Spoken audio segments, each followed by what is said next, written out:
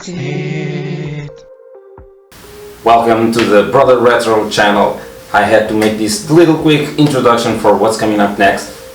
Me and Pedro Barbadinho from YouTube channel Cat Videojogos we had an amazing talk with Craig Stitt, a former designer from SEGA and Insomniac. Here on the channel we talk about video games, arts and crafts and nostalgia, so this was a perfect guest. This was not an interview, this was just a talk. Of course I had some questions prepared, but we just talk about everything we want. But probably you will have some questions that, oh, you talk about that game and didn't ask about something. So I challenge Craig and I challenge you to make some questions here on the video. Talk to me on Facebook, on Discord, I think I have something, Instagram, and you may appear in the next video with Craig. And he will try to answer some questions if we have people making questions. If you like these kind of things, I will leave the link of all the interviews that I found on YouTube with Craig. He's an amazing guy. This was awesome. If you enjoy watching this as much as I enjoy doing it, you will love it. So grab some popcorns and let's go.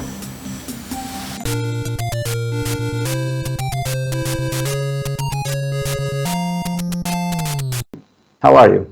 Doing good, doing good. Doing good? Nice. So, for those who don't know you, maybe my mom and dad only, actually in Portugal you didn't pop up as much as in other Facebook groups and YouTube. But in Portugal, SEGA was huge, more than Nintendo, because Mega Drive was a success. Okay. Our distributor, Echo Films, did a great job. I think they had the same mindset of SEGA, trying to catch the cool kids and having the Sonic attitude, being a cool kid, and we love SEGA. But for those who don't know, oh, I like that mug. This is a pretty cool mug. I have mine. Very cool. Thank you very, very much. This is awesome. No problem. I think I will do a giveaway of this mic. For those who don't know you, where did you work? What projects that you were in? Obviously, video games. Yeah, well, I started with video games back in 1990 at SEGA. I'd done some computer graphics before that, but it was like really boring business graphics, like pie charts, and sometimes you get some fun art stuff, but pretty boring stuff. But 1990, I started at SEGA, and my very first game was Kid Chameleon.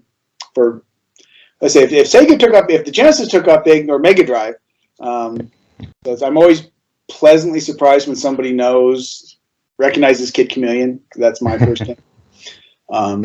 But then, you know, just due to various events, my second game was Sonic 2, where I was doing the background art. In fact, both the games I did background art. Kid Chameleon, I also did some of the animations, some of the characters. But Sonic 2, I did the backgrounds for Oil Ocean Zone and the Lost Hidden Palace Zone, which is now back officially in with the Origins release recently here, so that's exciting.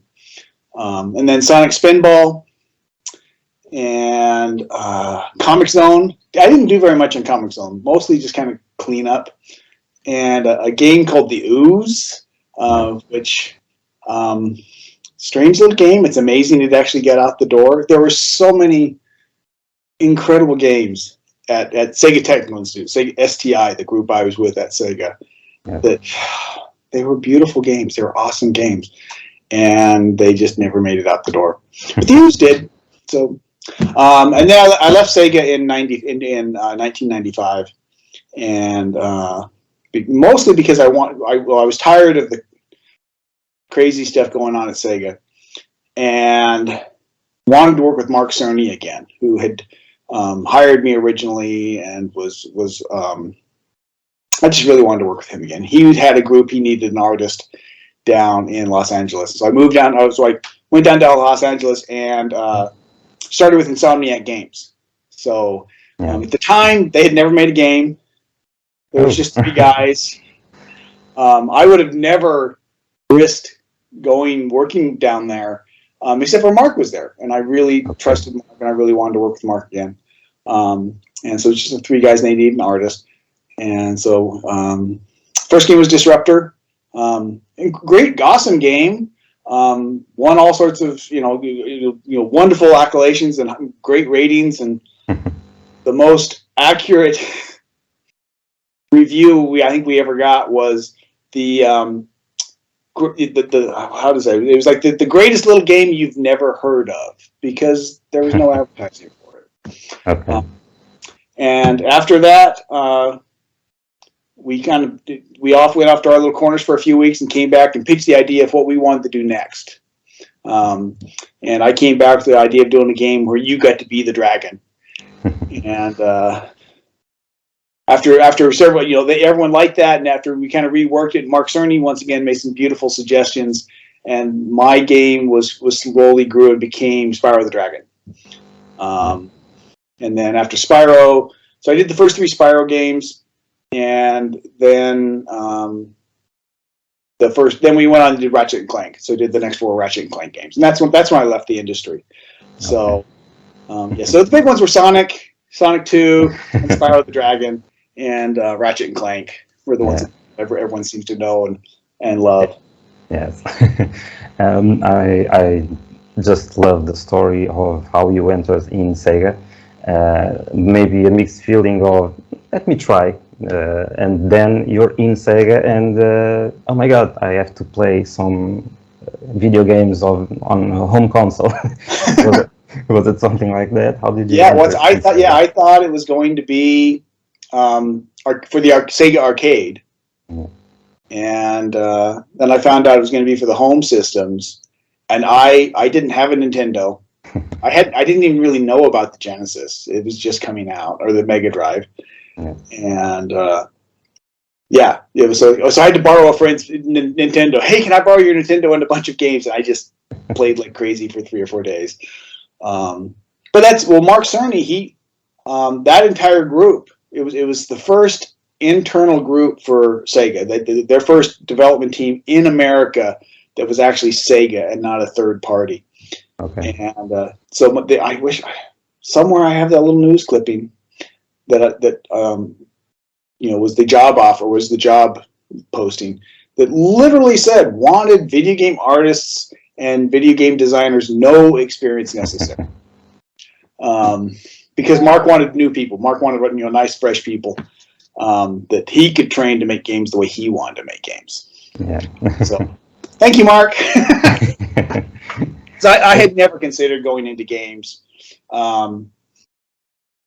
It hadn't even crossed my mind. Well, prior to that, you really didn't need artists in games. It was the programmers doing all the art. You had little boxes flying around about on the screens. So by the time you get the Genesis, you actually needed artists doing the artwork in the games. Yes, in Atari games, it's just big boxes. Yeah, just a box.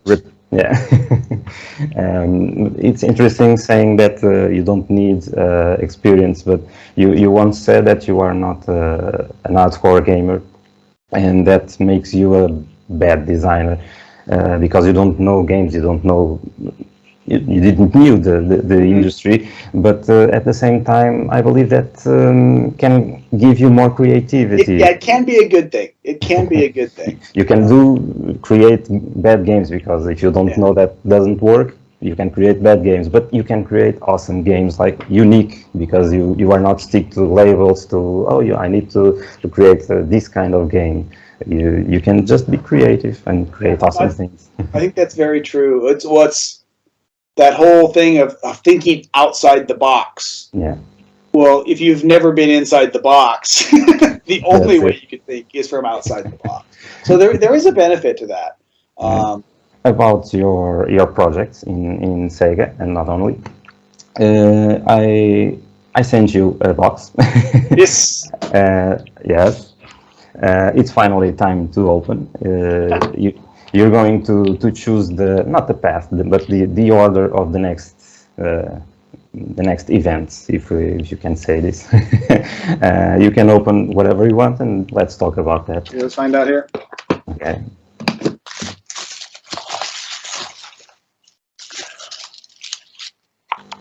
Whoa! You have a cable on the back. Oh! You can put it on USB. It gets better? I think so. Hello. Hello! Hello, Pedro. Good night. Good evening. Craig is opening the Treasure Tales Shadowbox. I call it Shadowbox because it makes shadows. I'm truly blown away. I hope you like it. I love it. It's absolutely beautiful. The interesting thing on this game, I had forgotten completely about it. Yeah. I'm trying to think where it was. I posted, because I had a videotape that was my resume that I put together when I was leaving Sega. Just by that, you're my hero. Having a resume in a VHS format, it's awesome. It's beautiful. And I hadn't watched the whole tape in like years. And I posted it on YouTube, on Facebook, I think somewhere. And somebody says, well, what's this Treasure Tales game? I went, what Treasure Tales? I'd completely forgotten about it. And it wasn't until I went back and watched the video. I went, oh, yeah. And then I went back and dug through my journals and so I got some dates when we worked on it. And it was only a couple of us. And unfortunately, nobody remembers anything more than that. A couple people I've been able to get a hold of don't remember it either. We worked on it for months. And all that remains are some screenshots or some faked screenshots that we used to pitch the game. Okay. Which is what this is. These are the screenshots. One of the screen, yes. It was not easy because it's a little blurred, the image and stuff. Oh yeah, I think it's okay. It's incredible. Okay. It's for anybody listening to this who's working on anything, document stuff, keep stuff, hang on to it.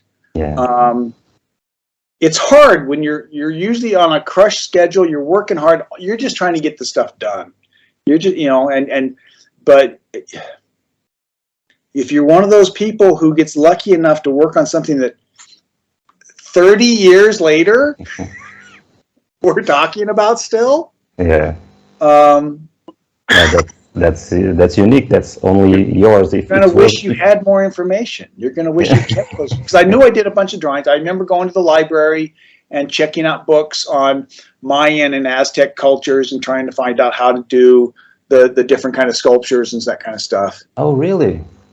And so I can remember getting those books, and I remember drawing and sketching out, trying to decide how to do these big heads and make them look like I think it was. See, now I think it was a Mayan look. There is a difference between Mayan and Aztec, and I think okay. So cool. That is so awesome.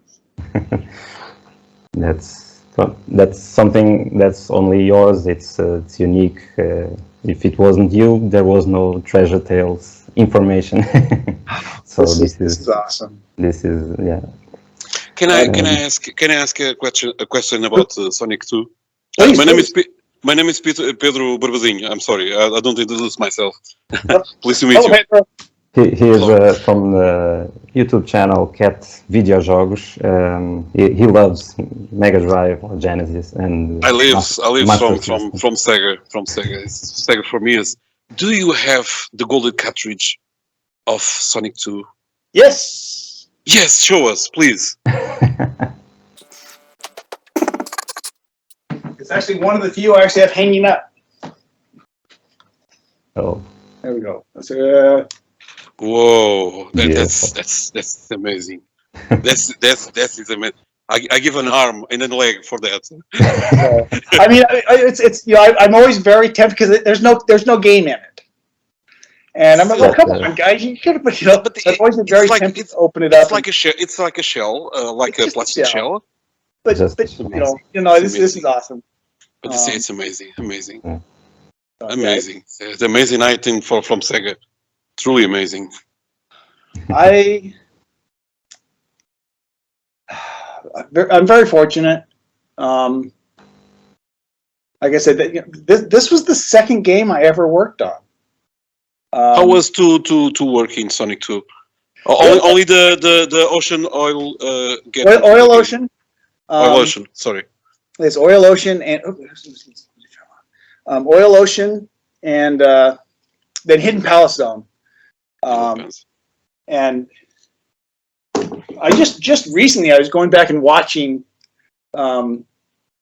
re-looking at all the artwork in Oil Ocean, and remembering doing it, and I had a lot of fun. If I go back and look at my journals, it was all very, very stressful. It was really stressful, partially because very, very tight timeline, very tight schedule, and I was working with some absolutely incredible people, incredible artists, Yasuhara, the lead game designer, awesome individual, loved to work with him again.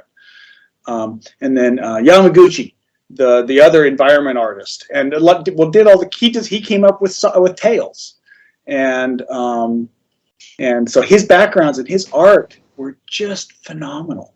And so here I am doing work that's right next to his. And wanting to have it be good, and being so new to the industry and being so excited. But I think what we were kind of talking about earlier, of coming from the outside of the industry and not really knowing, that was good. I wasn't as nervous as I should have been, because as excited as I was about Sonic, I didn't realize how well. No, back then no one realized how huge Sonic was going to be. I don't think anybody realized.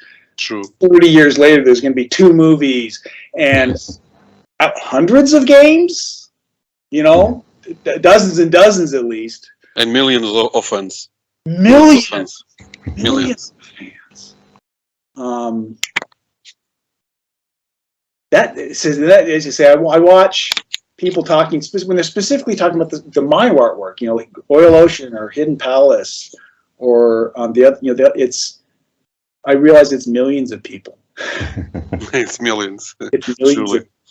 That really came home a few years later when I was working on one of the levels for Spyro the Dragon, and I was trying to model this staircase that you would run around, and I was really having a hard time getting the geometry to work right.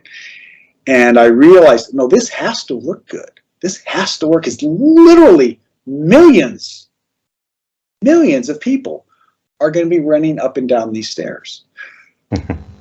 And you did the wonderful job with Spyro. The 2 first games for me are the best. Okay, ones. good. I agree. Lots of people like are the best ones. I like the first 2. No, about Mega Drive, about Kid Chameleon. I want to talk about Kid Chameleon because it's an amazing game. It doesn't have movies, doesn't have other things, but for me, Kid Chameleon, it's truly. And you did all the bosses, the enemies. I did a lot of the artwork on Kid Chameleon. There was 3 or 4 artists working on it. See, just before you started, I was talking about the games I'd worked on, and it's always exciting to meet someone who knows Kid Chameleon, because not many people do, and the people who do typically like it. They remember it because it was one of their favorite games. So it's always awesome to talk to somebody. It's one character. It's 10 characters in the game. It's 10 characters. Did you did the modeling of the characters? I did about a third of the worlds, a third of the backgrounds. Uh-huh. And then the characters I did. Now their actual character names I can never remember because it's just whatever I call it. It's a fly, a tank. Yeah, so I did the guy with an axe. Did the tank, the knight, the samurai. Samurai, yes. And the skateboard. Skateboards. The cyclone. It's a guy with the cyclone also. Yeah. So I remember my roommate friend did the cyclone guy that forward, and Brenda did the little fly, and I think Brenda did Kevin. I mean, the actual the kid, you know, with no costume. I think Brenda Ross did the animations for him. I say it's interesting because I don't have any tattoos, and I've always kind of wanted one, but I've never found a piece of art I really like enough. One of the things I'm thinking of actually getting now is those first couple, my first ever video game characters. So the little knight, and actually make it look like pixels. So the knight and the samurai, and there's a little like T-Rex dragon. Yes. Those are the first three guys I did. And so, tempted. If I get a tattoo, it'll probably be those guys. But yeah, no, because Kid Chameleon has that 90s attitude. Is badass. He's a badass kid. Like the character that I just see the SEGA Centipede, Astropede. The character has that badass attitude of Sega games. That is an amazing game. I saw only a few minutes ago, but it's why did they don't approve that game? Actually, Astropede was approved. It went into production. It was just incompetence of management. Sega was trying to do too many things at once with not enough people. I think I went back to check. I think at the time STI was trying to do 5 games, and they finally realized after about a year, oh, we can't do that. So they canceled a bunch of them and just went down to like, I can't remember which ones. And so so Astropede. Yeah, that's more levels, please. That the first level is amazing, but more levels because the character is beautiful. Yeah, I love the little. I know the game, the concept with the little train. Your power ups are the pods, and it was originally. So you guys may already know this. Originally, that was supposed to take place in the Sonic universe. So he was supposed to be one of the little badniks, but he and Sonic had become friends. And I think my original story, and I'm not sure if I ever put this out before. The original story was Robotnik is doing some crazy experiment, and the Chaos Jewels blow up, and it's killing him because there's this chaos dust scattered through his body. So so Sonic decides to rescue Robotnik, and he gets Astropede to go down and run through inside Robotnik and collect all this contamination, all this chaos dust to save Robotnik. And that was the game that I pitched at Sega originally, and they loved the idea of the Centipede type character, but they didn't want it in the Sonic universe, and so I had to come up with another story. And that story always kind of sucked. I was never happy with that story. There was definitely be some gameplay issues that we had to deal with once we got further along on that. But in the 90s, there is a story or no story. What was the gameplay? The gameplay was it's wonderful. Well, yes, I'm trying to remember the second version. Like he's collecting weapons or something. There's the train. So those pods, those would have your power ups. They could be offensive. They could be rocket launchers or machine guns, or they could be defensive. They could be spikes or shields or extra engines, so you could go faster. And so you could collect those up as you pick those up. And a lot of your enemies would have those. So sometimes when you shoot enemies, that pod would drop and you could pick it up. I don't remember what the actual. I think in the new version of the story, it was some kid's dog was sick, and you had this thing was going down into this kid's dog to get radioactive particles or something. I don't remember what the story was there. It was bad. Because that prototype is real quick, real dirty. We only had probably just a few weeks to do it. That's why the artwork in it is actually what I thought was the unused artwork from Hidden Palace Zone. Because Hidden Palace was cut from Sonic 2. And had all this artwork ready. It's still some of my favorite artwork I've ever done for a video game. And it was just sitting there. I'm like, well, I'm going to leave. That's a month's worth of work right there, and we can just use that. And I had to make a few extra pieces. So yeah, so that's there. But that was done really quickly. It's really buggy, and glitchy. But it gives you an idea of what the gameplay was possibly going to be. I actually have the code for it. And I've been talking to a couple different people, and the programmer, Ken Ross, and is it Ross? Or am I getting that mixed up with Brenda? Ken Ross? Ken Ross. My brain's going blank here. Ken, whatever your name is it Ross? Yeah, it's Ken or Rose or Ross. I don't know. I've been talking to, I've been swapping emails and to try and decide, do we want to try and do something with it? Do we want to hand it off to somebody, see if they can, go through the legal hassles you'd have to go through with SEGA if there is any, and try and finish it somehow, or try and do an official release of just what it is, or do we just dump it on the internet? If you finish the game, I'll buy the game. See, I would love to finish it. There's no way I have the whatever it takes now to finish it. I would love to see it finished, and I'd love to have some input on whoever's going to finish it. Because the concept, I still love that concept where the pods are your power-ups and you're zooming through worlds. And with the scenario of a hidden palace, of course. Maybe, yeah. Mm-hmm. So... about, again, with Treasure Tales, and I was trying to find some evidence that it was a gameplay. I'm pretty sure it's not, but I had some theories, and I would like to share with you. And if you say, maybe if you say, no, that's not how we did it, or that was just in the design. If I can remember. I could love, yeah. Hopefully anything you say will jog my memory. And I can maybe. But when you shared those images, someone put the screens side by side, and it was like a whole level, a little, they connected. Even if you were in a premature in the game doing the design only, you should present some sequences of the screens to be more. Show gameplay, yeah.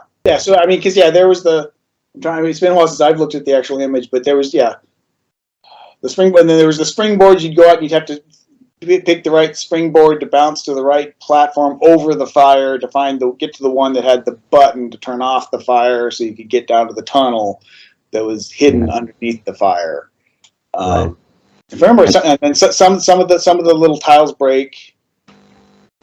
Okay. It's been a while since I looked at that. Because at that point, I was not the game designer, but I kind of was, as just coming up with concepts. Okay. I believe all we were told is that SEGA wanted a Tales game. Okay. And I can't remember if they recommended the isometric view, the 3/4 view, or where that came from. I don't remember. But I remember working on the little gameplay there of just it's only like 3 screens. Yes. Was it 3 or 4 screens that show him jumping, from the different squares and that screen where the fire and the water is. Sometimes Tails is a little. It's on the platform, and the whole camera is up. So it was you had more design than you were showing. You basically create a level, but it's not playable. But it has a lot of content, even if it's not shown. We want to look real. We want to look real. Okay. I'm pretty sure those were put together to show SEGA of here's what we want the game to look like. Okay. SEGA executives. And there's a big evidence that it's just a screen because Tails is always on the same position. But you can it's the same thing on some of the. I think they're. Some of the hidden palace zones that ended up being screenshots for hidden palace zones that ended up in the early magazine in the early publishers were faked. I took artwork and click, click, click. Okay. There it is, because he's not in the right position. Yeah. That would be on me doing it. Like, well, this looks pretty. It looks nice here, but that's not. He's here in the game. He's in the middle in the game. So about Treasure Tales, we're done. You can open another one. You can open another present if you want. Oh. Sorry if my English is not. Oh no, that's. I used to speak a little Portuguese. Really? Why? Well, so I was supposed to go. I was supposed to go to Brazil for a little while, and so we learned Portuguese, or very quickly learned a little Portuguese, and then we couldn't get our visas, and so we ended up in Bolivia. So my Spanish. By the time I learned Spanish, it had an American Portuguese, an American Brazilian. And then I come back to America, so my Spanish was American, Portuguese, Bolivian Spanish, and then I was in Texas for a while, and the Spanish in Texas is this weird, it's called Spanglish or Tex-Mex. It's this English Spanish. Yeah. Yeah, okay. Mario is a craftsman of SEGA games. So when I was watching you do the SEGA controller, I thought it was just going to be, here's a pretty little thing to sit on the shelf, and then all of a sudden you're playing with it. I went, that's incredible. That was not easy.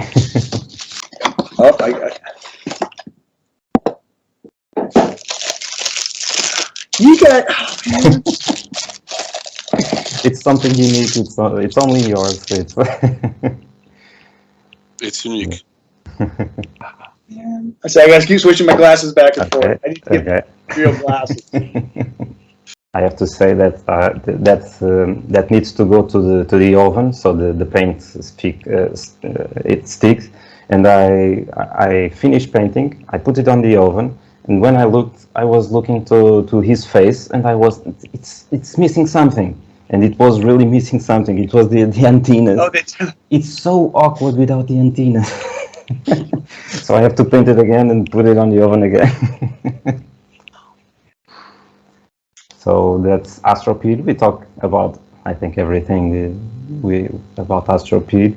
It was 14 months you were working on something that. Like that, yeah. Damn, From the initial pitch of the idea to them going, I'm trying to think. I think they pulled me off of it to work on Spinball. It was either Spinball or Comix Zone. I think it's Comix Zone. I think it's Comix Zone as well. I've got those dates all written down because I went through my journals.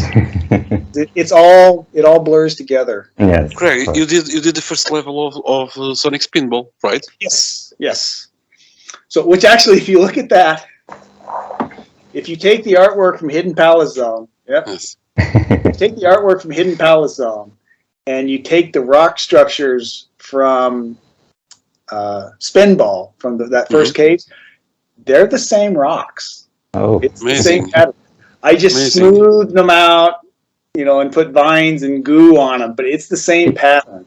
But I never realized. It's completely different. It's interesting. So yeah, it looks very different, but one of the reasons I really liked the artwork for Hidden Palace Zone is one of the things that was very important to me when I was doing the Genesis artwork was to try to not make it look just stamp, like wallpaper, where you see the pattern, and that's really hard because you're limited to so many textures and your memory is so limited, and so it's very easy to just go stamp. And I really wanted to not, and so I'm really happy with Hidden Palace Zone because most of the time you don't get that wallpaper stamp look because it's a very complex rock pattern that fits into itself. Yeah. And so I use that same one on Hidden Palace. In fact, if you watch, I don't know if you've seen the video I have that has what would have been one of the real levels for Astropede. It's these green bubbly rock or purple and blue rocks. Yeah. Same pattern. Oh. I'm using that same foundation because I really was happy with it and changed it up so it doesn't look like the same thing. But okay, it was the first level, but it was supposed to be the second level, right? It was supposed to be the second level, and then because Brenda Ross, she did two levels for Sonic 2 that were cut. Really? Damn. She did. I think it was desert, right? She did a desert level and a tree level, like a forest level. Okay. Those were both cut. And although I think a lot of that desert level ended up being kind of reworked and used in the other games, but not by Brenda. And then she did the was supposed to do the first level, this water cave level in Spinball, and I don't remember why, if it was memory or time or both, got cut. Okay. So yeah, she really got shafted. It's all. Well, see, that's one of the reasons I left Sega is you just had to expect about 40%, at least 40% of your work would be cut. It could be finished work, and it was cut. And I'm very fortunate that about half of my work actually ended up being shipping off in games. But I had friends at Sega that worked for like 2 years. Nothing they did went out the door. And that doesn't make logic, even in a. It just comes down to bad planning and kind of your eyes being bigger than your stomach. We can do it all. Yeah. And that's one of the things I always really liked about Insomniac. Is when I went down to LA to Insomniac, is we'd have these big plans, but early on you'd go, no. Okay, this is what we can do. We can actually, and then even then, if you get a little further in, you go, oh no, so you'd start things, but we wouldn't Insomniac, we wouldn't get very far. Okay. And go, nope, we've got to cut that. And so it was like 10% of your work or less that you did got cut. Nice. It just makes more sense, and it's much better for your heart and your brain. Of course, yes. Not have so much work wasted. But yeah, so they ended up taking. They wanted me to take the bottom half of my toxic level and make it water, and it's just like not that long ago. I remember, because if you were to ask me not that long ago, that wasn't hard. It wasn't a big deal. And once again, I was reading through my journal. Oh no, man, I was miserable. I hated it. It was so much work. Yeah. Just change those bottom ones and make it all, because that's all new textures. That it's not just painting them; they've got to fit into memory. Yes. And all that stuff. And so, yeah, looking back at my journals, I was like, I can't do this. This isn't going to work. And, you were talking about leaving Sega. I believe this was the final drop for you. And actually, I actually did a little work on that cover. Yeah, you told me that you painted this, right? But so, did you work on the game? Did you work on the game, the Comix Zone game? Yeah, all I really did on that one. So I did the color work on the cover. Peter actually did the black, the ink work. All I really did on Comix Zone was cleaning up some animations and coloring the animations. But that really wasn't like painting art. It literally was click an area and it turns green, and click this area and it turns green, and then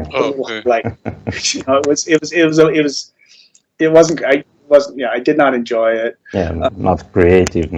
There was no creative about it. As a fan of comics and video games, it's a truly amazing game. It's the other guys on the team. Brains are gone. Adrian was the programmer, and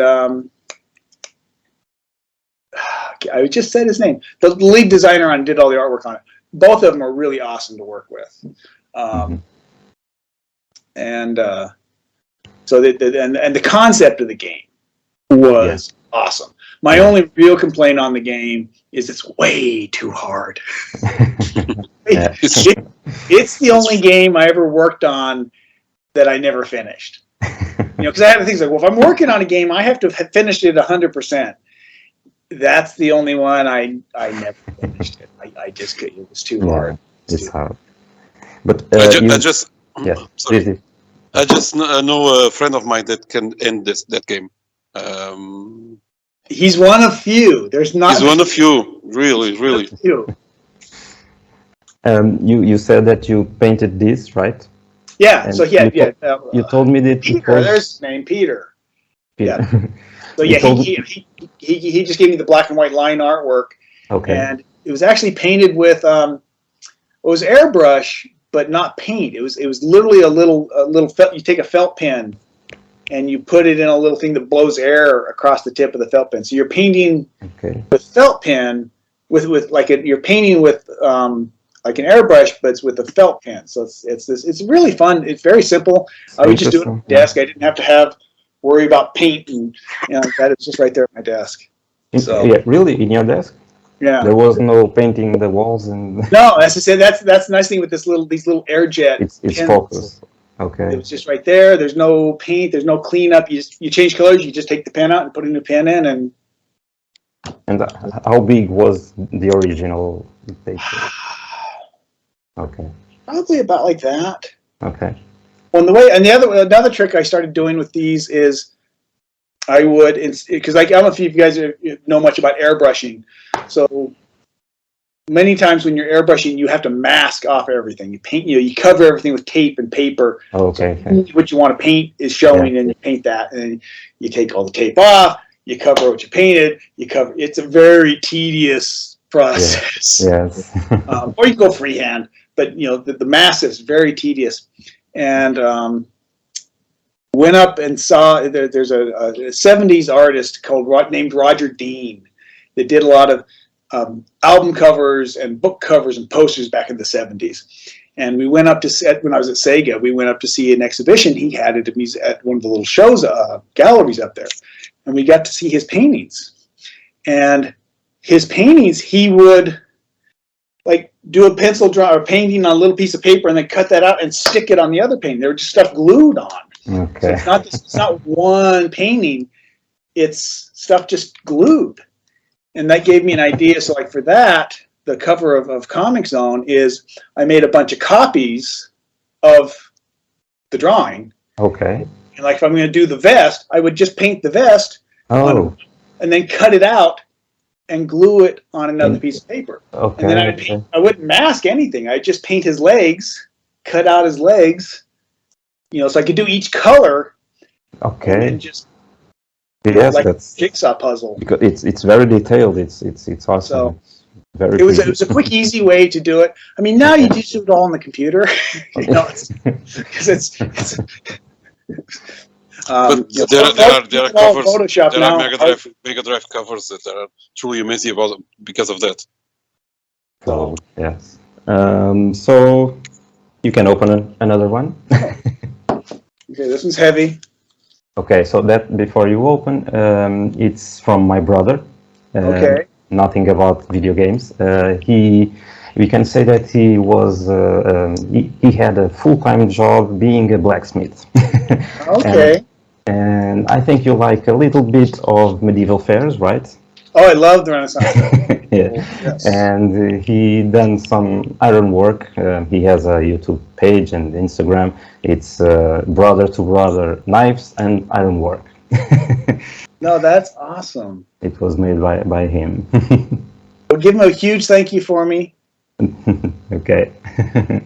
I wanted to give you some cloak pin, something to I was just looking at this because I'm wanting. I don't know if you've ever seen the pictures of my Renaissance armor. So I've got one or two, yeah. Full plate on black leather plate armor. Yeah. But I'm wanting to rework it and do something more fun with it. And I'm looking at this just kind of thinking. Yeah, so I can open the bottles, right? Have it just hanging right here, so I can open up the bottles there. With a chain or something. just have a chain. Actually, I love that.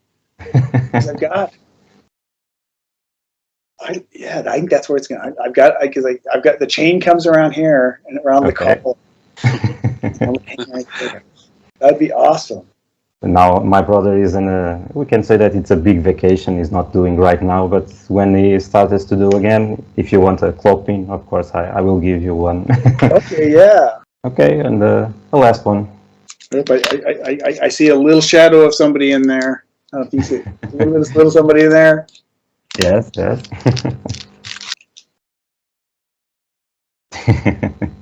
It's Spyro. It's I gave you mugs. You need a coaster to put the mugs. I love woodwork, and I thought Spyro with Pyro would be nice. Absolutely. When it's Well, because I actually drew because I don't know if you guys have heard the original game I pitched before you got to be the dragon is very different than the game we all know as Spyro. I would love to play. I would still love to have someone make the game I pitched. I would still love to play it. It wouldn't have been the worldwide hit that Spyro is, because it would have been a much more narrow group of people playing it. Because that game you would start as a baby, you'd hatch and be a hatchling, and each level you would get bigger and bigger and bigger and bigger, and finally you're using flames and magic and all sorts of crazy kind of Dungeons and Dragons, Lord of the Rings kind of dragon, and in a more not realistic but a more stylized world, but not cute. Okay. And Mark Cerny made two suggestions when we pitched it to him. Was keep the dragon the same age, because sequels are going to be easier. I'm like, oh, yeah, never thought about doing two games. Okay, keep them the same age, and keep it cute, keep it family friendly, because by the time you guys are done with this, in 2 years, in the 2 years it'll take you to make this game, the average age of the PlayStation user is going to come down a couple of years. And so you're going to have younger kids playing it. We went, okay. And then we ended up being a little cuter than we had planned and hitting a little younger than we planned. But that was perfect. Yeah. Because we weren't so cute that people didn't, guys didn't want to, like, oh, it's too cute. That's a kiddie game. And yet the girlfriends played it. Yeah. Little kids loved it. And the big one for me was moms and dads played it. Because every little kid out there is like, Mom, Dad, come watch me play, or come play with me. And yes, it's amazing game. Spyro is amazing game. It crossed the boundaries. You had everybody. I used to answer the fan mail, and I don't know how many letters I got from parents saying, thank you for making this game. We played as a family. My son or my daughter is stuck on this level. Do you have any hints? At the bottom of the letter would be, and by the way, I'm stuck on this level. Can you help me? And I remember, how many times you get parents going, "Oh, can you help me out? I'm stuck." And I had one parent, in kind of an angry tone at the bottom. You guys there's no one to tell me to put the controller down at 1 o'clock in the morning. So my mom only played Tetris. Well, see, that's But still about Spyro, we want to know what you think, what Craig thinks about Skylanders. Mixed feelings. Mixed. Okay. I didn't know anything about them. I'd been out of the industry, and I was at a department store here, looking for something. I turned down this aisle, and just both sides of the aisle are this little purple dragon, and I see the name Spyro, and I'm like, it's been 10 years. What's going on? How many? And I'm looking, and it's like, and there's Spyro, but it's like he's ugly. It's like someone just beating with a stick. He's all lumpy, gross. True. And I'm just like, what? But at the same time, it was Spyro. Here's all this merchandise. There's lunch pails and blankets and T-shirts and bedspreads, all the stuff we wanted when we were making Spyro and didn't get. And so, while I think they made him really ugly, it introduced Spyro to a whole new generation of kids. And I don't know. And now you've got the Reignited series, where they redid it, and. Once again, here we are 20 years later, 25 years later, a little over 20 years later, talking about this little dragon. And I think, I think the reason we are is because Skylanders. If they hadn't done Skylanders, it gave a boost. And give it that boost just at the right time. Yeah. And introduce a whole new thing. So the first two ones were the best ones. That's if I had my favorite's if I had to pick between the first and the second, it's probably the second. Yes. But mostly because I think that's true with a lot of things. Like Sonic 2 is, I think, a little better game than Sonic 1. Not for any great reason. It's just that Sonic 2 is kind of the game they wanted to make the first time. Spyro 2 is definitely the game we wanted to make the first time, Yes. but you run out of time. You know, because Spyro was supposed to swim in Spyro 1. And it wasn't until we're getting really close to the deadline. And Al Hastings, the programmer, goes, because all the animations were done, and we didn't have any levels that were swimming based, but we had some hidden stuff that you would find by swimming. And Al comes back and goes, I don't have time. We can't do the swimming. We're like, oh, okay, well, one, we got a dragon that can't swim. It's like, okay. It's like, oh, crap, we got to go back and tear all this stuff out because we got all these hidden things that you swim to, and now we got to make water dangerous somehow. Right. And so, yeah, the second time around, you've honed your skills a little bit. But the first two. Okay.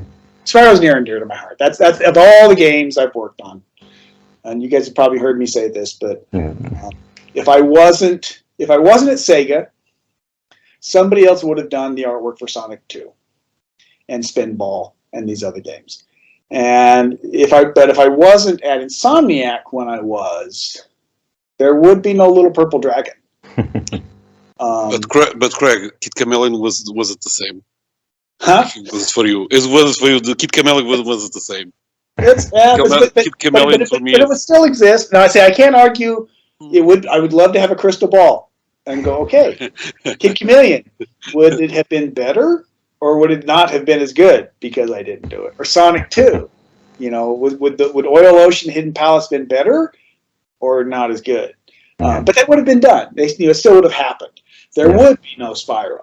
Insomniac, I mean, the other games that were pitched, the other ideas were an off-road racing game, I believe an alien invasion game, which I think probably eventually became Resistance on the PS3. I can't remember what Al Hastings pitched. Yeah, I've worked with some awesome people. Spyro is purple, but I painted a little green. Why? Okay, so yes. Well, he was originally green. Okay. And as I say, on my YouTube channel, if you look, there is the video there of because we were running around with Spyro. When that's another thing is we realized Spyro was going to be a fun game very early on.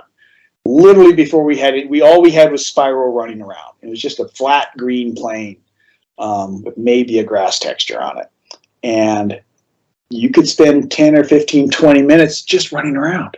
Yeah, just exploring, yeah. Just chasing your tail. It was fun just running in circles. Yeah. And we're like, we don't even have to make a game. This is fun. And so, but he was green because, you know, my dragons are green.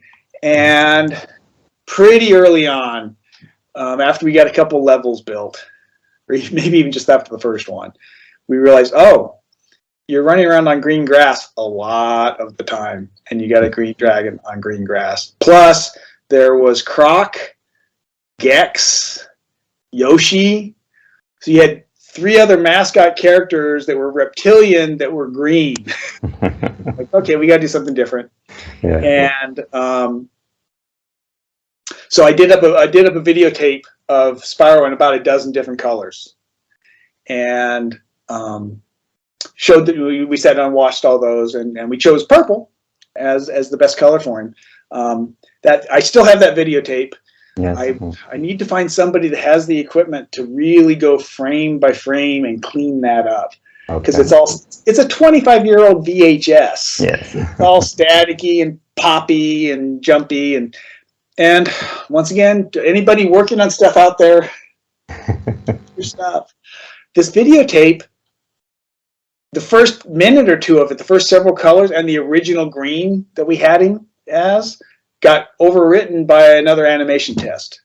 Because here's a videotape, we'll just use that one. Yeah. Not thinking about saving anything.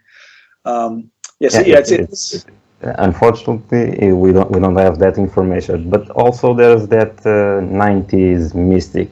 It's interesting having in a VHS. It's Oh really yeah. cool. Oh, there's. I searched something about Spyro and something appeared. I don't know if this is true. Did you put your son's name in the castle, like encrypted? Yes. Yes. Yeah. Um, And the I don't know, the people who approved the game knew this, or it was like you I tried don't. to. Well, I hid it in there. Well, because it's in the summer. My brain's going blank as well. It was the big white castle in one of the hub worlds, the summer hub world on Spyro 2. And there's this intricate scroll work in the white stone. It's just lacy scroll work. But I wrote out Brian, which is my son's name, in the script. And so you have to kind of look at it. Yes, yes, it's not Oh, easy. yeah, there it is. Because I knew if it was too obvious, they'd ask me to take it out. So Easter eggs are fun. There's Easter eggs all over in the games, but they need to be hidden. Yeah. The interesting one with that one is later on, a few months into the game, in fact, I think I'm working on one of the last levels. And Oliver Wade, who is the director of the animation department, comes up to me. And he points out that he'd seen the Brian. Oops. And he goes, well, my son's name is Brian. And both of them are spelled with a Y, so B-R-Y-A-N. Okay. He goes, my son's name is Brian with a Y. And I'd love to tell him, but I can't because I have a daughter named Brenda. So could you hide Brenda someplace in there? And I go, yeah, I could definitely do that. And so now Brenda is because that Brian actually took me longer than it should have to carve and come up with the design. So it's later in the game. It's a big black cat with black stonework. This very with night skies and snow, and I don't remember which level it was but there's these big wooden doors swing out, and there's gold. Okay. Work at the top, and it says Brenda. Now that one, I literally just kind of think I just wrote Brenda in it. It's, made it 3-dimensional. Okay. But that way, Oliver could say, "Hey, look, Brian and Brenda, your names are in the game." So so I hid his name in there. I think he was like 8 at the time. He was like 8 years old when I made that game. Okay. So, and in Sonic 2, in a alternative universe, there would be no Tails. It would be a turtle. Yes. Little turtle named Boomer or Boomy. Yeah. Because they just kind of put the word out. Hey, we need a second character. We need a player number 2. Okay. And so my idea was, well, let me do the opposite of Spyro of Sonic. Sonic's fast, so we'll do a little turtle. I remember doing a quick ideas about this episode. Little turtle, so he's slow. Yeah. But then what's his power? And so my idea was he's kind of slow, but he can drop over and he's jet powered. So he pulls his legs and has jet thrusters. So he can keep up with Sonic if he needs to. Yeah. And then, but the real benefit of him gameplay wise, and this would have completely changed the game. It would be, the game dynamics, the 2-player dynamics, is Sonic would jump and stand on top of this little turtle character, and so Sonic could fly. So you fly over hazards, over spikes, over lava, and over stuff.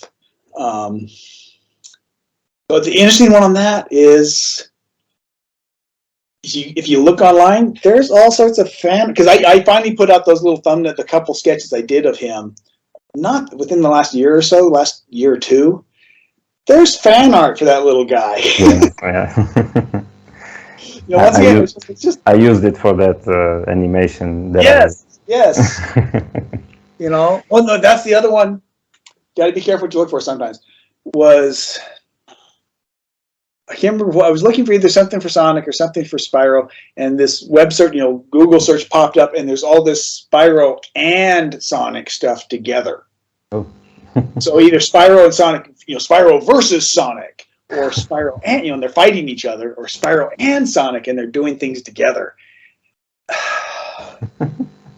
It's just I don't. It's just Yeah. it's too much. It's just Yeah. it's And Tails basically was created for Sonic. There was no game that it was no, yeah, specifically that was Yamaguchi.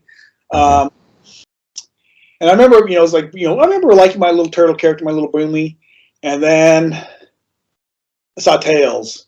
I was like, no, I want my turtle. I can't even imagine how exciting that would be to have had to be the character. But Tails is awesome. And there were another characters that someone pitches. Not that I can. I'm sure there were. Not that I can remember. There were meetings. There were a lot of people watching that, or just. So it was a good sized team. I'm trying to think because there was at least 3 American artists. There was myself, Brenda Ross, and Tom Payne, and I think those were the only 3 artists, environment artists. And then I know there were some American programmers and some American designers working on it as well. So yes, I'm sure there were other ideas pitched because they called just kind of went, hey, we need another character for player 2 because Sonic 2 is going to have a 2-player option. Yeah. Which I remember being lots of discussions about how are you going to do that? Because it's so fast. There's no way you can barely keep track of 1 character on screen. How are you ever going to make that work with 2? Yeah. Developers were excited for that. And so about the video games that you worked on, for me, it's done. Pedro, do you have more questions? Well, I don't know if I want to ask this question, but I was to work with Yuji Naka.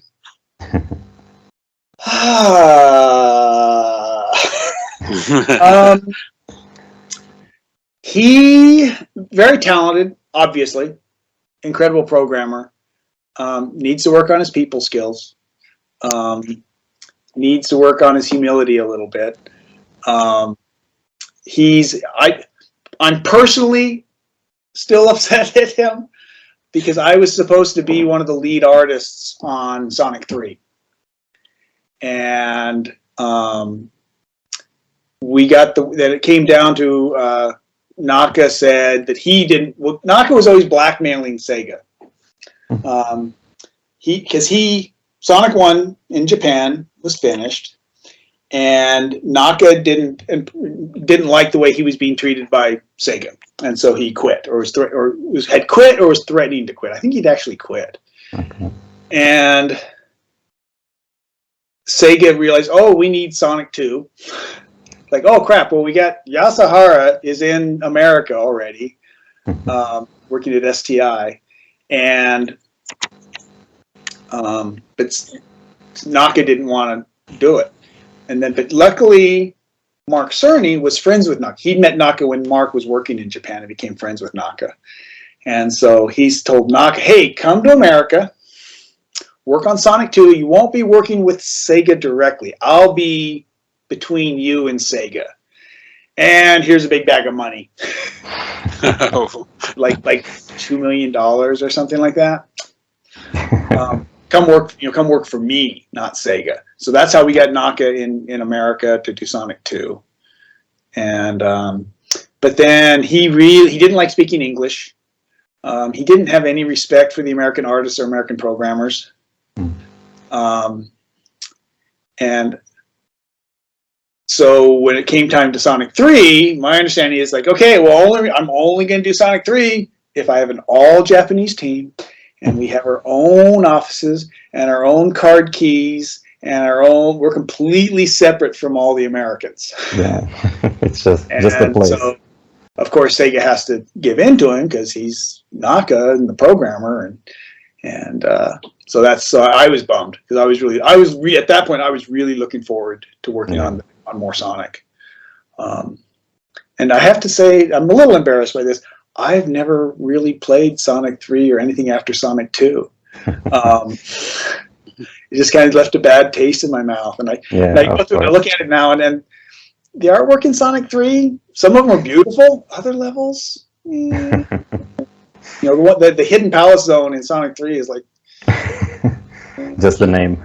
Just the name, and the big emerald. It's just repetitive stamp, stamp, stamp. Yeah. A lot of that in Sonic 3. It's just really, the artwork is on some of the levels was not up to par. But they were also working on a wicked tight schedule. So in Sonic 2 in Sonic 2 you created that big emerald in Hidden Palace Zone. That it's just a block, right? It's just something to broke. But in Sonic 3 there's a big emerald. It was just supposed to be. It was just a cork. It was just a breakable object, and then he got cut because we got hidden, lost. And so when it started showing up, there's all this. He's smashing the Chaos Emerald, the Master Emerald, and I would love to know, Yasuharu, how much the whole the whole Chaos Emerald thing and that whole story and that whole mythology, when and how it developed. Do you think they stole your idea? They saw that big emerald and that's maybe there's definitely some crossover there, because there definitely wasn't any big Master Emerald when we're doing Sonic 2, right? Because Yasuharu and no, you can't do that, because there's going to be this big emerald that everyone's trying to get, so you can't have them, you can't use, you got to come up with something else as a cork. And so there definitely was not a, Master Emerald yet. Okay. And how was it to work with Mark Cerny? I loved working with Mark. Now, I have to say, from my experience, you either loved working with Mark or you hated working with Mark. He's another, he can be very difficult to work with. And now people may say that about Naka now that I think about it. But for Mark, he's one of the few people, if he called right now, I would go back to the industry and work with him. Because he can be very difficult to work with, but he's really good at what he does. He kind of has this superpower of being able to look ahead and go, here's what's going to be needed. Here's what's going to be hot. He can look. Well, he looked at my little dragon game, which could have been an awesome game, and sold a couple 100,000 copies. But he looked at it and says, "Here, make these two changes," and it went from this nice little niche game to a worldwide bestseller, 5th best-selling, game on the PlayStation 1, because Mark made 2 suggestions. And he also helped game design, but there was those 2 suggestions is what put it over the top. And so, yeah, I really enjoyed working with him. I really enjoyed working with him, and would love to again. So I used to stay in touch with him. I haven't talked to him in 15 years, probably. Okay. So. I would like to make some quick questions, like yes or no questions about not gaming, just to know you better. Okay? Okay. We'll see if I can answer with a yes or no. We'll try. Yes or no. The first one, you can, if you want, you can skip the question because it can ruin your whole life. Pineapple in pizza, yes or no? Yes, absolutely. Can I put this online? Yeah. Now, I will add that you probably shouldn't call it pizza anymore. Okay, it's another level. It's something different, but I do love pineapple on pizza. I do too. That's almost what I had for lunch today. I was trying to say, because I had a pizza. It's like, well, do I get like a supreme pizza with everything on it? Oh, but a good pineapple and ham pizza sounds good. That was almost lunch today. So, do you listen to heavy metal? Sometimes, yes. Yes. Okay. Do you meditate? Yes. Okay. What is your favorite food or kind of food? Favorite food. Pizza's high up on the list. But probably a hot dog. Good old American hot dog with mustard and pickles on it. Sonic loves hot dogs. Hobbies. What's your hobbies? Hobbies. I love the Renaissance Fair. I love, if you see behind me, I have tons of Lego. I love Lego. I love the Renaissance Fair, getting all dressed up in costumes. My other hobby, which is going to be a little controversial for some people, is I love target shooting, firearms. I saw some videos. I collect firearms. I build some firearms. I love target shooting, and so I really enjoy that. It's stupid expensive right now. So I need to find an inexpensive hobby. Legos are expensive. Guns are expensive. Yeah, not easy. Something inexpensive to do. So, city, camping, beach, countryside. But I grew up camping. I like the beach. It's kind of funny right now. Right now, I'm working at a children's museum here in Pasadena, just outside of in LA. I saw some videos. That's not a museum. That's a park, a theme park. It's beautiful. Museum is the wrong word. Museum is the wrong word. It's an interactive children's area. It's beautiful, yeah. And so most of the museum is in fact outside.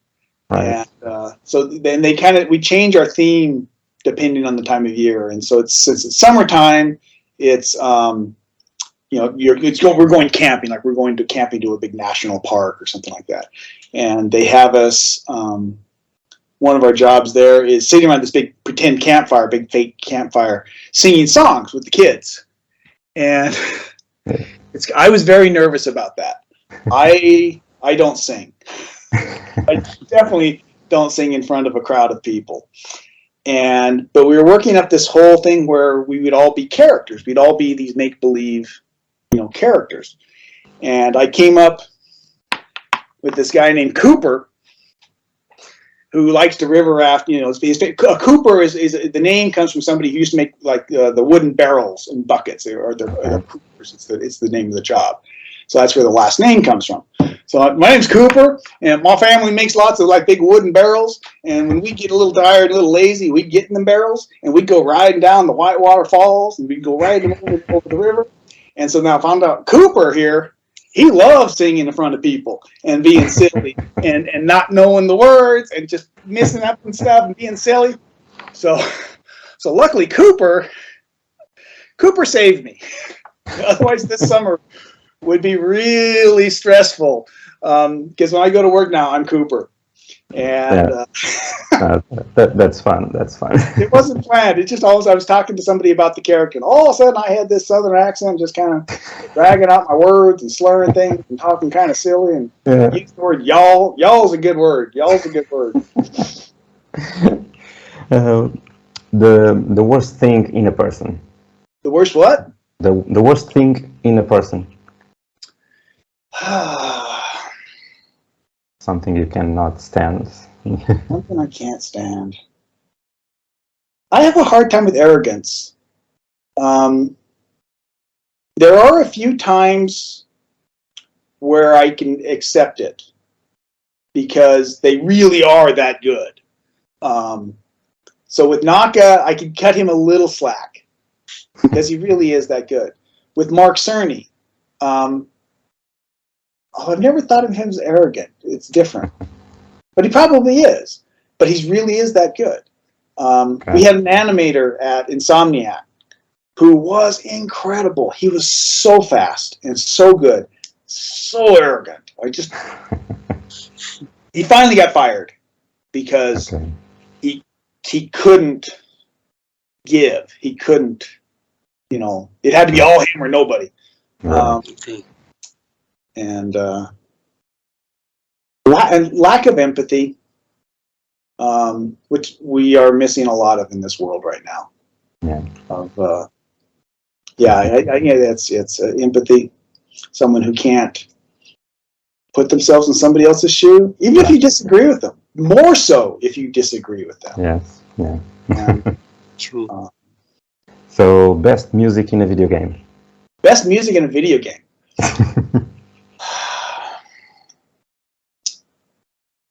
I love the soundtrack to Echo, Sega CD. Actually, I still listen to that from time to time. Nice. Actually, I sat next to the plane coming back from one of the big game shows, E3. I sat next to Spencer Nelson, who did the music for like the Sega CDs for like one of the Batman games, the Jurassic Park game. He did 3 or 4 games. I got talking to him. He gave me a CD of just his music. I still listen to that. Nice. I'm sorry, Craig, but the best track is Oil Ocean from Sonic 2. It's my favorite, really.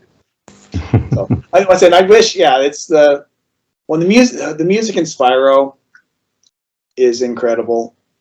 That's what's his name, Copeland. So Okay. but the stuff I listen to is the stuff I still listen to that I don't even think of as video game music anymore. Is Echo the Dolphin, and some of the stuff like the old Sega CD Batman and Jurassic Park music. Okay. Amazing music. Pencil and paper or digital art? Pencil and paper. Pencil and paper. Best holidays you can have? Best holidays. Halloween and Christmas. Okay. Summer, winter, autumn, or spring? Autumn. Love the color of the light. Yeah. Have you ever thought writing a book?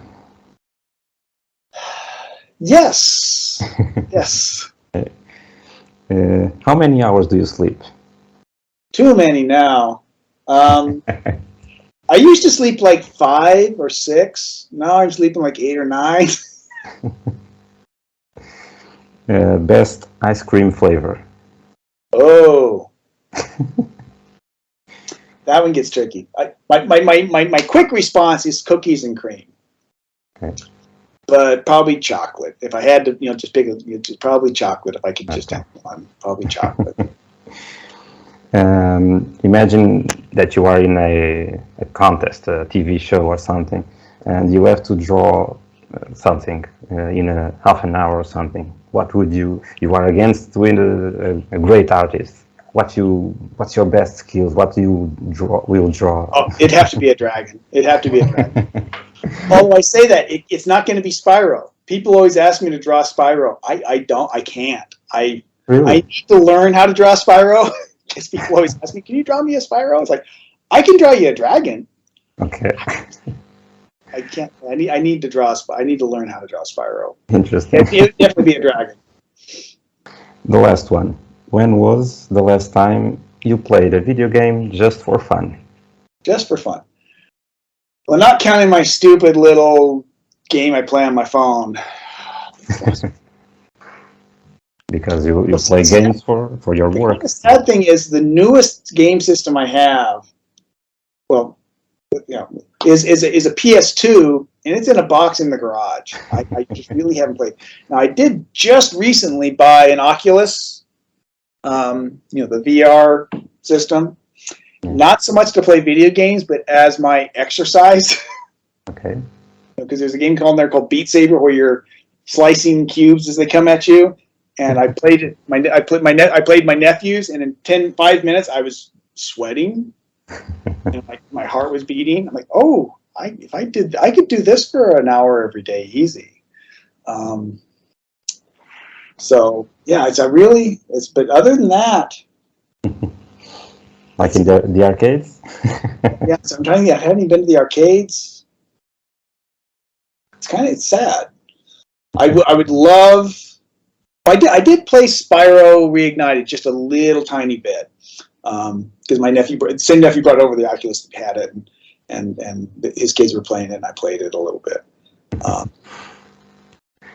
I don't play, and that's kind of unfortunate.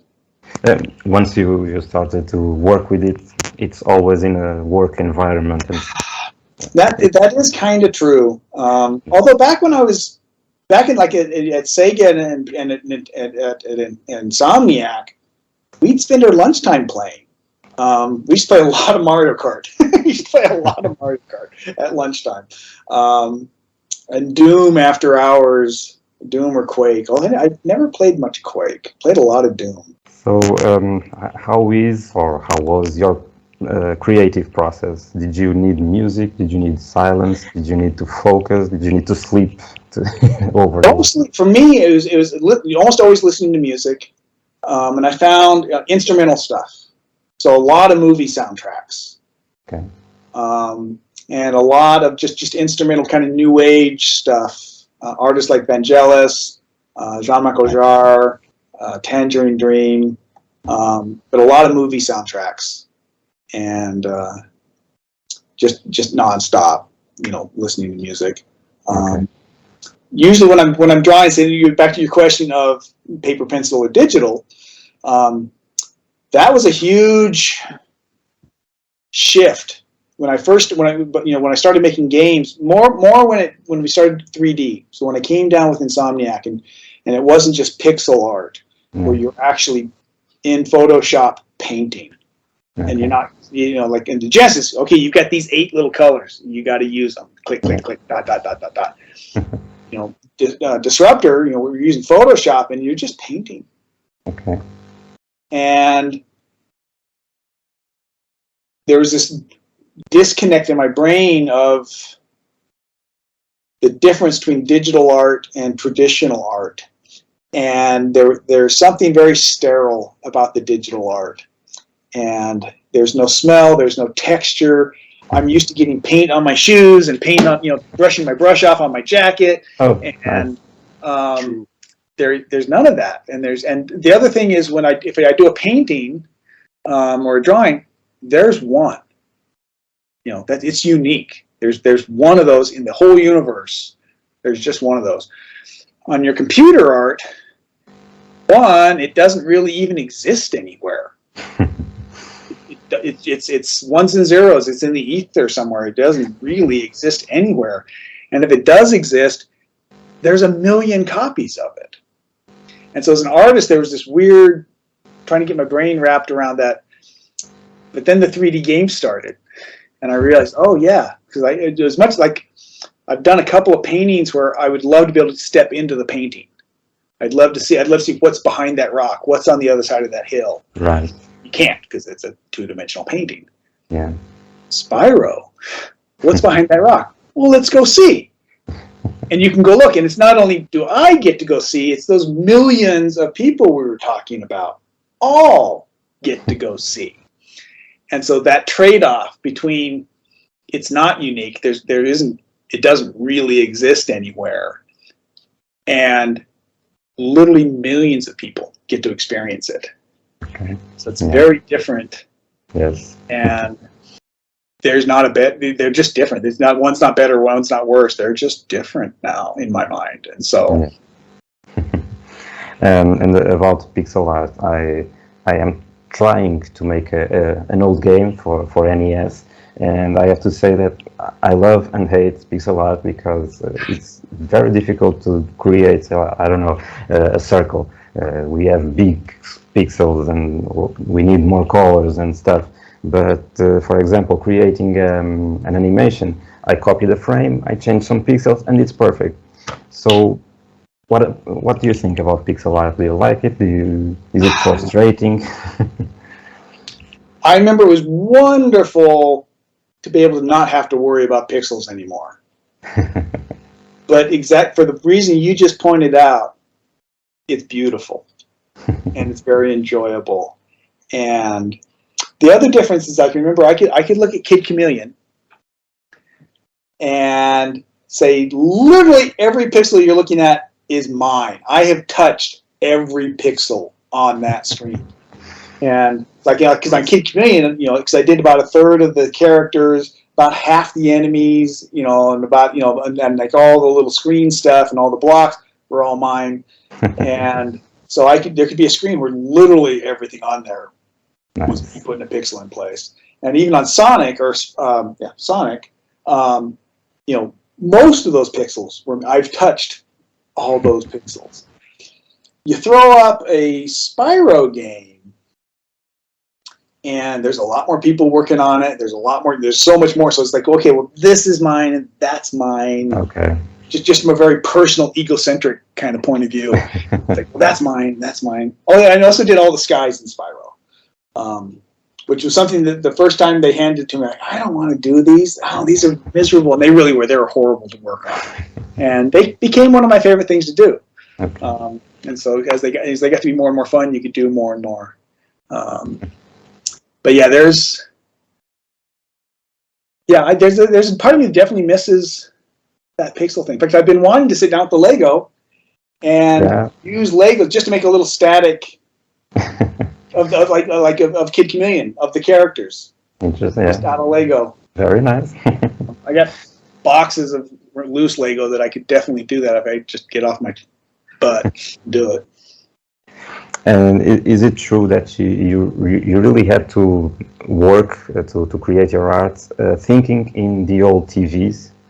Like you tested on the TV, oh no, it's blurred, I need to change, or if the pixel art was perfect, you had your monitor here that you're doing everything pixel. That's a monitor, so it's crisp, perfect little squares. But you had to see it on television. Okay. Because in order to get those extra colors, if you got 8 colors and one of them's not green, but you've got blue and yellow, you can crisscross your blues and yellows to get a green. Wow. Get your gradations. But if you look at that on a monitor, it's blue and green dots. Okay. You look at it on the CTR on the old televisions, it's this funky green. I'd be curious. Yeah, these old games on the new TVs, because you don't have that. Well, that's one of the colors when we were testing what color to do Spyro. He was awesome. This kind of dark red color. He was beautiful. But reds on the old television is just. You lose all the detail. Okay. Yeah, no, there's a part of me definitely misses the pixel art. Somewhere I would love to have it all now. I mean, even if it's just to look at. I mean, there's a lot of stuff you can get online and find where people have ripped it off the carts so you can get stuff. But there is so much. I'm sure there's a landfill out in the middle of somewhere that's got a box of 3 1/4-inch floppy disks with all that artwork. Yeah, that would be awesome. How was the process of transferring the paper to pixels? There wasn't a lot. Just looking to the paper and. Yeah, because I remember the ones I'm thinking of are the characters for Kid Chameleon specifically. So I remember drawing up their characters in paper. But that would just be like maybe a side view and a front view, if even that. Maybe just a simple little 3/4 view. I remember Brenda Ross came up with this great little shape that was like a little naked figure, little mannequin. It's like, oh, that's perfect. So I just used that and just draw over. It's like, well, here's the boots and here's the helmet, and because the proportions were nice and he was cute. Like Hidden Palace, I don't know if I did like many actual drawing on it. Okay. Yeah, there wasn't a lot of drawing for the stuff on on Sonic that I remember. Now for like Spyro, we do 3 or 4 drawings or handful of drawings of the basic, whatever the architecture, whatever the general feel of the worlds would be, and then base everything off of that. So there was more. So I have more drawings from my work on Spyro, Ratchet and Clank, because that had more pencil concept sketching and design work that was done on paper first versus just sitting on the computer. I must have done some for Spyro or Sonic. I don't have any of it. I've got like 2 or 3 pages in an old sketchbook that are more just kind of thumbnail idea stuff and not actual concept. Okay. How can a game be created with so many people? I'm thinking in Sonic 2, how can the levels work together? It's a Sonic universe, and you created one level, the other created another level. And I remember working on what game was it? Well, this didn't really hit me until we were doing like Disruptor or Spyro. Was how hard it was to be consistent from that communication. All these different people doing things simultaneously, that all has to be together, and we're all either we're all in the same building, we're all across the hall or literally in the same room with each other, and it's still hard to get everything to work. And I remember thinking, how do movies do it? You've got. You go back to Star Wars. So you got some guys building models in California that need to match a set in Tunisia, right? That need to match a soundstage in England, and these all have to look the same. How? So that's where your people like Mark Cerny and the producers that really know their stuff, and the lead people are really tracking and following all this. And that's where, if you don't have that, games die. Astropede didn't have that. I think they kind of wanted me to be that, and I'm a horrible manager. And it's... Craig, did you come up with the name Hidden Palace? It's the name. I think that came from Yasuhara. I think that was Yasuhara's. Because it is truly hidden. It was truly It was the perfect name for a level that got cut from the game. Yeah. Yes. It's his fault for being hidden. Developers looked at it. Oh, I'm going to hide it. I'm not going to put outside. It boggles my mind that things this complex, and the teams just get bigger and bigger. Spyro was done with 10 to 12 people, most of us sharing like 2 offices next to each other. When I left Insomniac, I had like 10 people just under me, and then the art department was like, I don't know, 30 people with the environment artists, if you included all of everybody. And it became huge. That's a skill. That's truly a skill, is being able to keep that kind of thing organized and running, and not, like Sega did for years, losing 40% of the work because it was wasted because you didn't plan it out properly. True. And developers, did you ever felt that your creativity was slowed down by developers? Like, I want to create this, and they started speaking in English, but a completely different language, like, the algorithm for that is impossible, or the memory. Programming, that's black magic, that's voodoo. I don't understand that at all. I'm trying to think. Well, that was one of the joys of working at Insomniac, is Al Hastings there, the lead programmer. Very quiet. Very rarely spoke. In fact, he could be a little off-putting if you didn't know him, because someone would come in that didn't know him and ask a question, and he wouldn't answer. And they would stand there and wait. And wait. And they would get ready to ask it again. It's like, did he hear me? He's like, no, he's thinking. Oh. All of us, most of us, I'm thinking how I'm going to answer. As you're asking the question, I'm already thinking of what I'm going to say. Yeah. No, Al you'd talk and he would processing. And so you learned when he did talk, you listened, because he thought it through. And so one of the enjoyable things is you'd throw out these ideas and he'd go, and more often than not he'd go, well, we could do that. And he thought in the whole level, not just that knee-jerk. That's too complicated. No, we can't do that. It's like, and if he did say no, you could take it. The answer is really no. He's just not. He's not being lazy. Okay. He's honestly saying no. That's that's not possible. Of course, then even then, sometimes he'd come back a day or two later. Oh, here it is. It is possible, and here it is.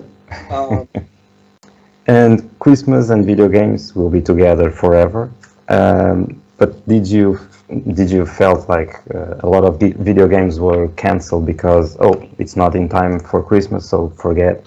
And was it hard? Was it? I don't know about possibly canceled. Definitely not as good as they could have been, should have been, because they got rushed. Well, Hidden Battle Zone would be in Sonic 2 if they'd had another few weeks to finish the game. Right. Because it was done, it just wasn't, the programming wasn't finished. And it hadn't been, and so I think a lot of games were damaged, and were not as good as they could have been because of that. We've got to have it out by Christmas. Right. That's not as much of a thing now.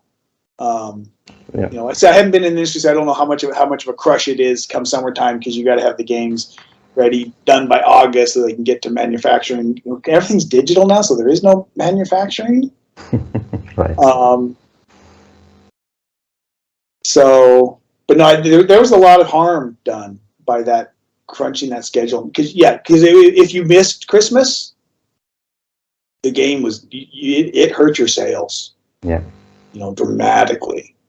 There was. You had to have, for the American, you had to have them out in mid Thanksgiving or mid November, because there's Thanksgiving at the end of November, and in the States, that time between Thanksgiving and Christmas, between the end of November and the end of December, that's the sweet spot.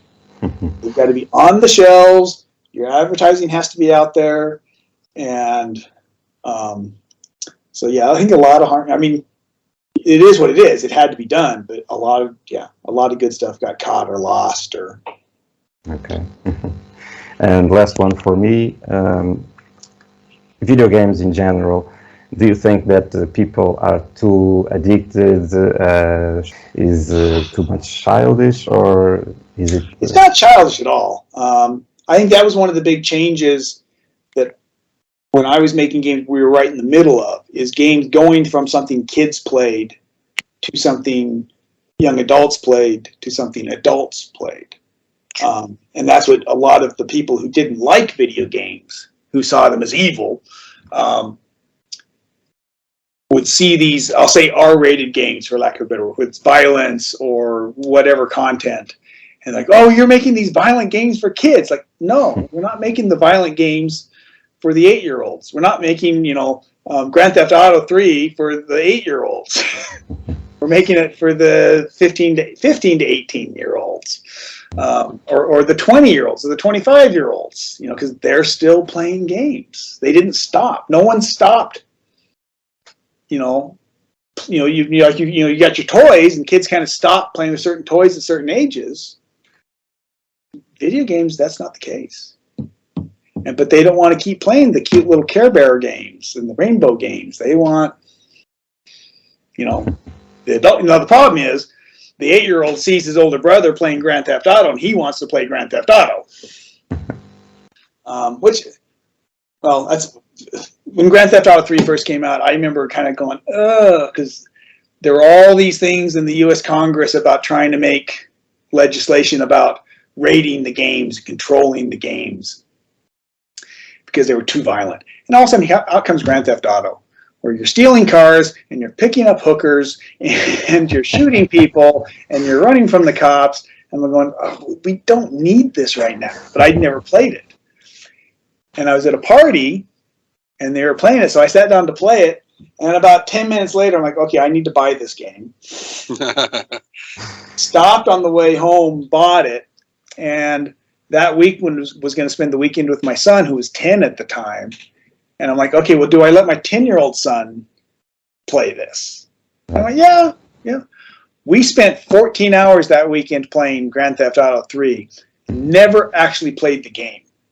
We just ran around. We were just exploring the city, there's a can you steal the fire engine? And we'd steal the fire engine. And there's games here, and we play the mini games. So it's not a childish thing. Are we doing it too much? I think people spend too much time glued to their phones, not just games. Right. I also know historically every generation has said that about the generation before them. Oh, they're lazy. Oh, they're this. Oh, we didn't do it that way.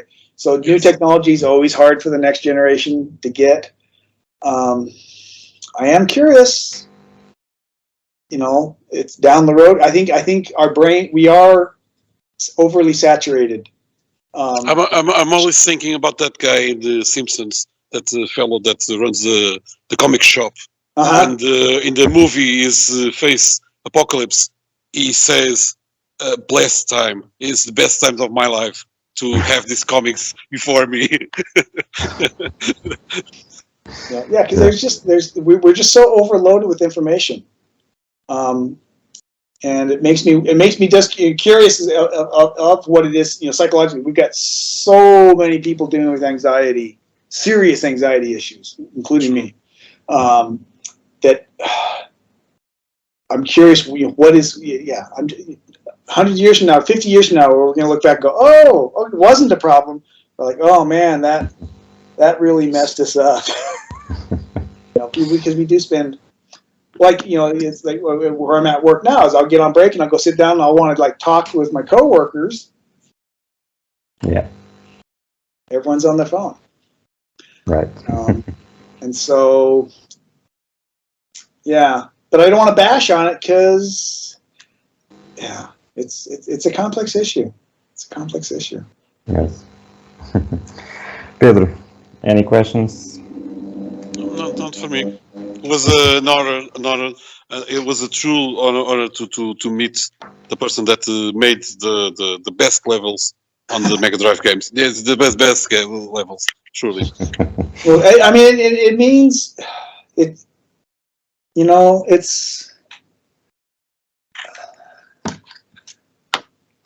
This means so much to me.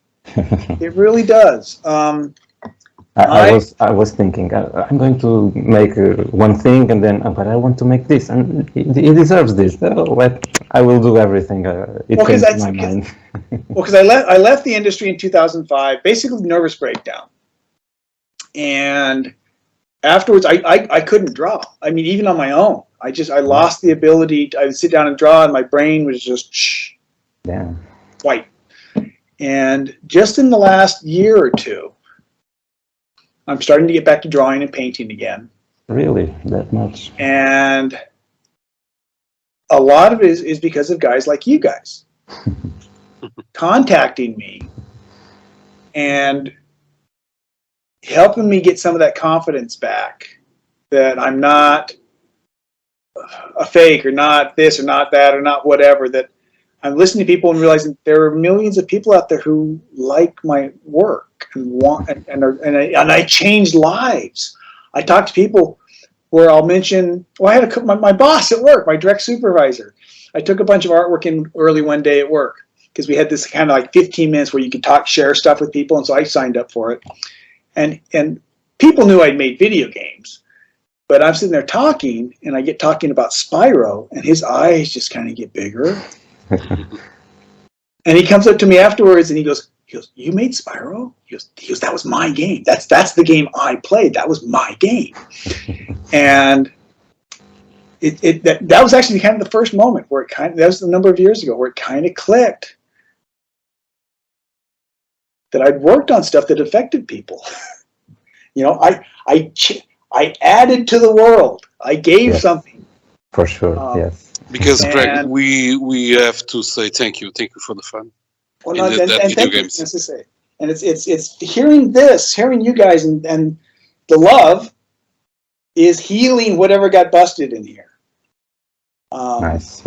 And so I'm slowly getting back to. I'm actually drawing a little again and painting a little bit, and really looking forward to doing more. So thank you. So, since you are talking about that, I'm going to challenge you and the people who are watching us. I had an idea that I'm an awful interviewer, and I believe that people will say, "Oh, you talk about that game, my favorite game, and you didn't ask that. Why did he paint it that or whatever?" So, if people have questions to do, could you answer them? Like, imagine. Oh no, I'd love to. I would love to. I would gather more questions and we do please. Yeah, please. this, I would love to. Or I even thought that imagine 5 minutes with one person if they want to appear or something. No, I would love to, because like I said, this is helping me. I love to give back, and I love to share and tell these stories, and it's helping me. Here, getting this feedback is helping me, nice. And it's also it's talking to people, and certain questions. It was like the whole Tales thing, Treasure Tales. I'd forgotten completely about that until somebody saw something, then asked a question. Like, oh wait, yeah. I think okay. I forgot about that, and so hopefully. You thought it was another designer, right? You talked to another. I'd forgotten completely about it. I'd forgotten it completely existed. And then I assumed there was more. Then I got digging through my notes, and there was like 3 of us working on it. Okay. And so there's a challenge for you at home who are watching us. If you want a question, ask away. Nice. I will try to say it's been 20 and 30 years for most of these, so a lot of things I won't remember. And I had a very, like on the Sonic stuff, very narrow.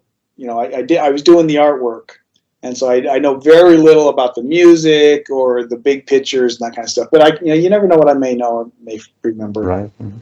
It could be questions about your favorite pizza or whatever. Favorite pizzas. I would like to. Your favorite Lego set. Right. Yeah. I know you're a big fan of Star Wars, so there is a lot of. It would be a whole Star Trek fan, so you can be a Star Trek fan and a Star Wars fan, both. True. Oh, I'm going to add another question: yes or no? Star Trek or Star Wars? Both the same. Now, if I had to pick, classic Star Trek. What about Dune? What about Dune? Dune, the Dune movie. The old one, the classic. I love the old 1984. One. Yes. Love the 1984 version. Yes. Enjoyed. The new one is beautiful. Yes. And it had some wonderful scenes. It had some very powerful scenes in it. I'm waiting until I see the second half. But I love the David Lynch's 1984 Dune. It had some problems. Love it. But the soundtrack of Toto is the soundtrack. Amazing. It's amazing. The soundtrack is beautiful. I just keep looking at this little guy. I mean, that's next level. I mean, that's. If you ever came to Portugal, talk to us. Let's. I'd love to. See if I remember. Obrigado is about the only word I can remember. Obrigado. That's true. Okay, so thank you, obrigado. It was an honor. I hope you liked it. I hope you liked the things that I sent you. And that's beyond. I can't. And I have to thank you. We have been talking from messages from months, and thank you for answering me. Thank you for the patience and everything. You're awesome. Oh no, it's to say it's. I don't know if I can express how much this means to me, and how much it's helping me get over my anxieties and insecurities and stuff that have stopped me from being creative for the last 15 years. So. You've been in the museum for 15 years? I stopped making video games 15 years ago. Well, 2005. I've worked at the museum for coming up on 6 years now. Okay. And my job there is literally a minimum wage. Most of my coworkers are 20 to 25 years old. It's actually the couple of people, it's their first job they've ever had. They're like right out of high school, and they're kind of wondering why are you here? Because I want to be. And I need the money. Right. So, don't you paint for the kids? You don't. Don't you paint for the kids? Don't you draw? Occasionally. In fact, they just had the summer camp kids that where the parents actually dropped them off for the day. One of the weeks was the theme for the camp was mythical creatures. And so they were coming up with learning about different mythical creatures. And then the last day they were creating ones of their own. And I went and helped them draw out, some creature with a head of a lion and an eagle with the body of a bear and stuff. Great teacher that they are having. It was a lot of fun. So I get paid for that one. I'm getting paid to play. I'm paid to be silly and draw monsters and sing silly songs and play around with a bunch of 6-year-olds. Which that's about how old I am most of the time. So it's somewhere between 6 and 12. So kids don't talk about Sonic, and you they do. It's very interesting. Really? Because more so now after the movies. Because the kids would go see the movie. They may not have played the Sonic games, but they went to go see the Sonic movies. Right. And there have been a couple times where I'll get talking to the kids. They'll be wearing a Sonic T-shirt or a Sonic hat or something, and I'll get talking to them, and then or we get talking with the parents. And I've got a hat and a little Sonic pin and a Spyro pin. Once in a while, a parent will say, "Oh, that's Spyro." Nice. And I need to brag just a little bit here. Let me, that's once in a while. Then they're like, "Ah, that's my game." So nice. That's so nice. Man, it was an honor. Thank you so much. It was so much fun. Pleasure. It was beyond my expectation. Because when we are kids, even if we see the credits, first of all, we think it's a game made from SEGA. And then even if we see credits and we see Craig Stitt, okay, it's a person. Just names. Just a name. Yes. And now it's a person. It's you have a life, you have a voice, you have, and I met you, and it's awesome. Thanks to internet. Even I get that way. The other day, what was I watching? I think it was watching YouTube. I was going back and looking at watching just a YouTube video of Sonic 2. Yeah. And the credits roll at the end, and it was this. I was both those people at the same time. I'm the person just watching the credits roll by all these names, and the video game fan. But at the same time, those names are going by. It's like I know them. I know them. Nice. And it was this surreal moment of that's my name.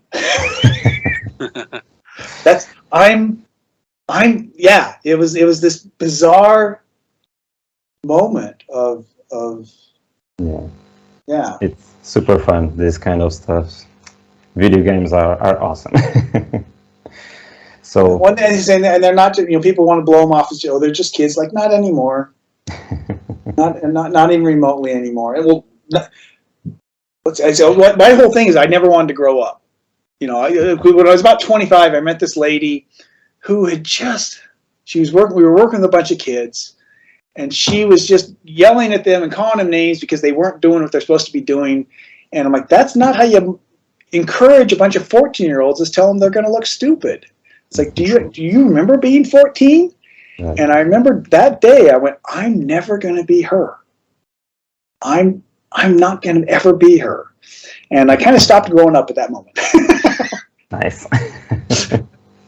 So, but yeah, you look at Lego, half the Lego sets out there are not meant for kids. They are meant for adults. Yeah, they're meant to be put together and put on a shelf someplace and kept on display. And also the Sega games are made for us, all ages. Yeah, when if you do that right, if you look at TVs and movies now, the really successful ones, they're the same. The little kids can enjoy them, and there's a whole different movie if you're an adult watching it. Yes. It's multi-layered, and I think that's good. I think that's, I think adults staying in touch with. Well, it's that empathy thing we're coming back. And that's the Peter Pan effect. We all have it. The what did you say? The Peter Pan. Yes. Peter Pan. We all want to be Peter Pan. Never grow up. Never grow up. So, Yeah, I'm definitely Peter Pan. And fly. Flying would be good. It's because of guys like you, people like you, that I'm able even to do that. That I'm able to take those and do any painting on it. Because 3 years ago I couldn't. I would have picked up the pencil or the paintbrush and gone, no, I'll do this later. But even with the skills that you learned, you couldn't create nothing, or it just the only hand thing doesn't move. it's like writer's block. You know, you would sit down to write, and just indecision. Just all of a sudden, you don't trust anything, or anything you do, you don't like it, and you just crumple it up. And Craig, it's a pleasure to listen to you. But I have a friend with that problem. Its name is Consciência. He said that the same problems, the same anxiety issues. I understand. I'm living with him, not me personally, but him. It's complicated. I understand. I have not that problem. I don't think I have it. I don't know. Maybe I do. But yes. But to him, it's complicated. He's a musician, and sometimes he cannot do anything. I truly understand that. And it can be something you love to do. Yeah. Yes. Which makes it harder. Right. You know, I can imagine a musician wanting to play, and just your brain just so much, and you shut down. It just goes blank. So it's a hard one, and I think it's getting worse. I think it's across the whole world. I think anxiety is. I think it's something about. I don't know if it's this overload from social media and our devices that we're talking about, or something is causing more people to. And it's not that we're lazy. It's not that we're doing this or it's just like, no, there's something. It's not. For me, it's my job. It's my job. If I wasn't in my job, I was complete. For me, it's my job, but I have to control it. I have to. I have 3 kids and 2 step kids, and I have to control it. It's my obligation. I have it. I have to control it. It's not easy. It's never easy. But I see our friend, Zé Consciência. He has some serious problems with traveling, anxiety issues. Sometimes he cannot do anything at home. His job is complicated. It's very complicated. And sometimes you're fortunate that you have something that you can anchor to and hold on to, your family and your kids, and you're very fortunate that that's enough to hold on to, because it's sometimes having my son helped, but then also and luckily though sometimes that's not enough, and that makes it even worse, because all of a sudden now you're letting your family down, you're letting your kids down, and then you beat yourself up even more. Yes, that's true. So I had an example. There was one day I was just, nothing was going right. Even the one shelf of the kitchen fall off. Everything was falling off. And I was with my kid, 4 years old, 3 years old, and he was playing, and I started to play with him, and everything was much easier. I just played with him and enjoyed being with him, and that's all. This is just a chemical computer. Yeah. And if the wrong chemicals are getting in there, so you got to find something to get those good chemicals going. Right. And okay, thank you so much. Okay, well, my pleasure. A lot of fun. And okay, well, we'll definitely talk to you later. And if you get some questions, please forward them on to me, or if we want to, throw this up and you want to answer some questions that people sent you, we can do it that way, both. Whatever Okay. sense. Okay, thank you so much. Okay. Bye. Bye. Take care. Awesome talk. Bye. Thank you so much. Bye. Bye. So, did you like it? I loved it. I never in a million years thought that something like this would happen to me. I'm not a little kid, but when I was a kid, here in Portugal, in a little tip of Europe, talking with Craig Stitt, one of the designers of SEGA and Insomniac, talking about games that wasn't released. I love these kind of things. For me, this was just epic. Craig is an amazing guy. Thank you so much, and thank you who watched this. As we said in the talk, credits are that those names are just not names, are persons, they are people who help things turn into reality. So just a few more minutes, watch the next credits, the people who make this happen for this video, and I hope you enjoyed it. Be happy, have fun, and bye.